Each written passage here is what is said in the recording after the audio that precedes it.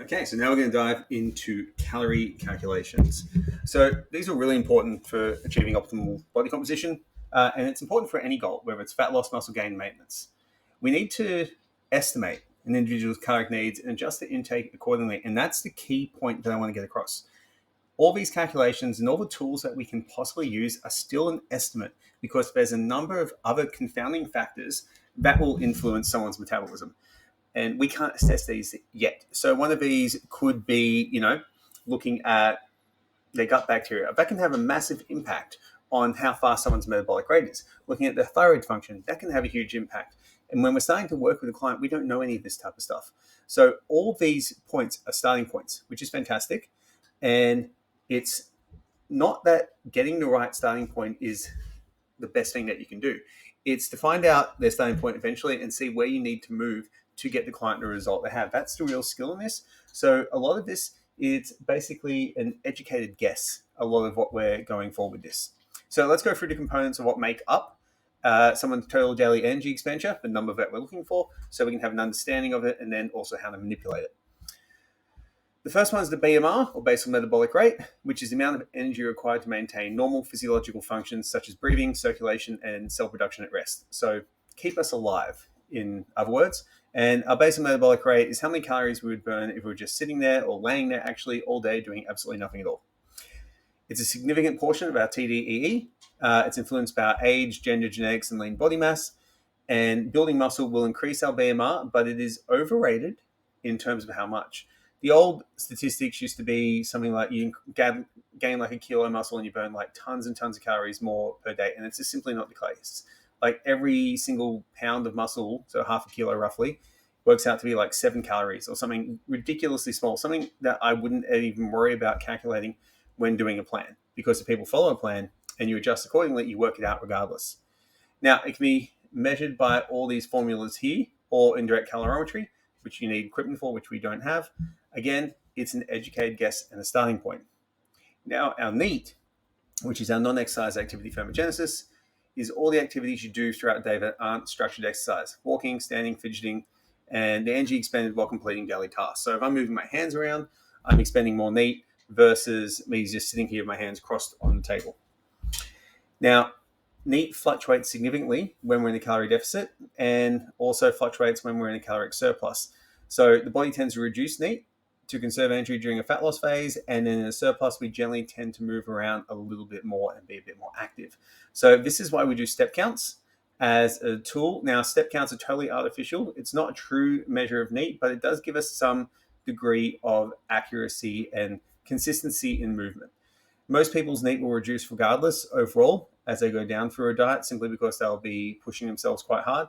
And if you ever look at people who are taking this to a really far level, so higher level bodybuilder, for example, they'll do their steps or their cardio and they'll spend the rest of the day laying down simply because they're so depleted. So the NEAT drops down significantly. Now, the next one is the thermic effect of food. Okay, the energy required for digestion, absorption, and metabolism. Different macronutrients have different thermic effects, with protein being by far the highest, then carbs and fats have basically zero thermic effect.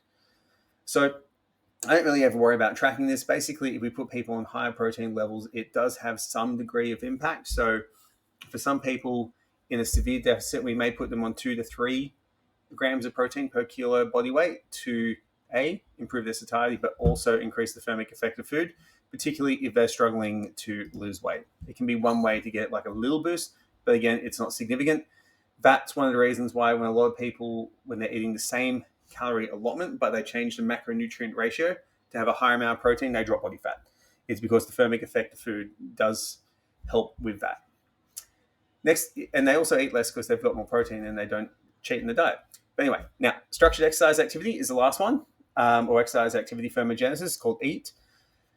Energy expended during structured physical exercise. Okay, now I don't worry about calculating this, particularly with the training that we're doing with people. Now, if we're working with a higher level endurance-based athlete, this may be something we definitely track and work with, because they're doing a very consistent form of exercise that's easy to measure.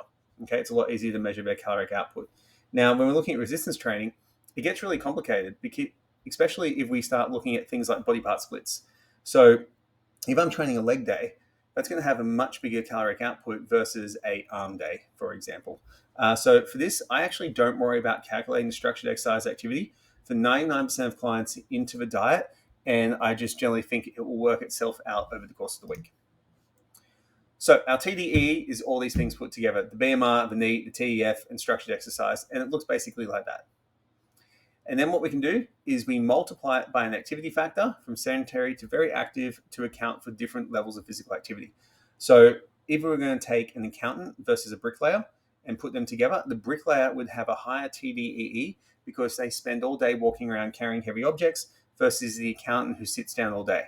This doesn't mean either activity is better or worse. It just means that the builder may, or brickie may, have a higher TDEE and caloric input needed to maintain weight, and they may find it easier to lose weight by going into a slight calorie deficit. There will be other factors that impact that will be more practical in nature, but certainly something just to be aware of when you're working with people. Now, this is the method that I actually use 9 times out of 10 with my clients. It's a really simplified calorie calculation that works out to come quite close to all the other calculations. It's just a lot simpler to do. And remember, our initial calorie estimate, it's a guess, okay? There's no way to be 100% accurate with it. So what I do is I use this. Maintenance is body weight in kilograms times 35. Deficit starts at body weight in kilograms times 30, and a surplus is body weight in kilograms times 40. Really easy to do. It doesn't take into account lean mass, which may mean it's a little bit inaccurate for people who are massively heavy, but it gives you a really good starting point to work with. So if I've got an 80 kilo male, they would go into body weight times 30 for a deficit, so 2,400. For 35, 5 times 80, they'd go into 2,900, and the surplus, they'd be going to 3,200. And we'd have a really good starting point for each of those people. So from there, again, it's a starting point, because if they start losing weight too quickly, we can increase the calories. If they don't lose weight at all, we can simply decrease the calories, and vice versa for a surplus. And maintenance, if they start losing weight on maintenance, it simply means they have a higher maintenance. If they gain weight, they have a lower maintenance. Very, very simple to look at when you look at it from that perspective. Now, we also have the Muller equation, okay, which is useful if you have DEXA, and you can actually get proper lean mass and fat mass calculations. Again, I don't think it's too important to do it with the vast majority of general population clients. You may be doing it with a bodybuilding elite athlete client, but they've probably got their nutrition on point.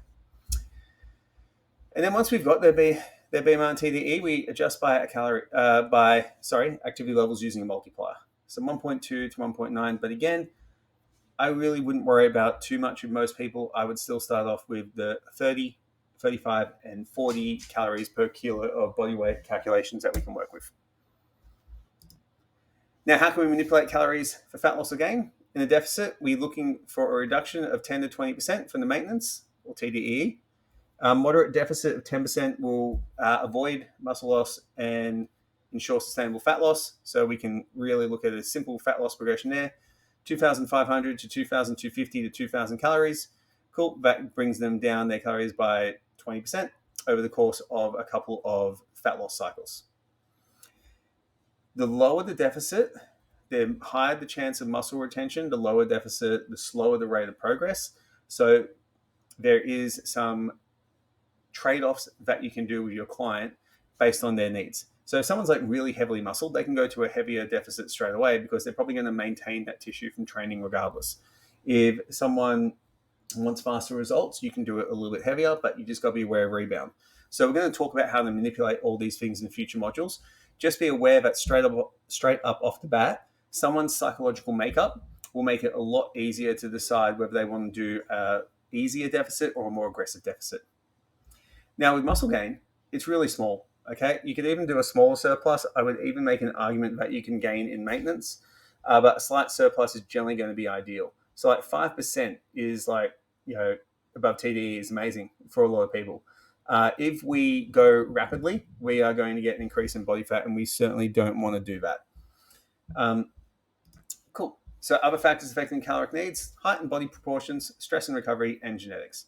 Okay, so we need to just be aware that these things do have an impact. If someone's in a highly stressed position, generally doing an aggressive calorie deficit will make that situation harder for them. Genetics, we can't do anything about. We just got to be aware of it. And height and body proportions, we know that bigger people are going to require more calories. That's pretty simple stuff. Cool. So with calorie calculations, remember, it's an educated guess, or as Deadpool would call it, an educated wish, where we can basically work out where someone's starting from, adjust it, and from there, simple manipulations up or down will take your clients in the desired direction.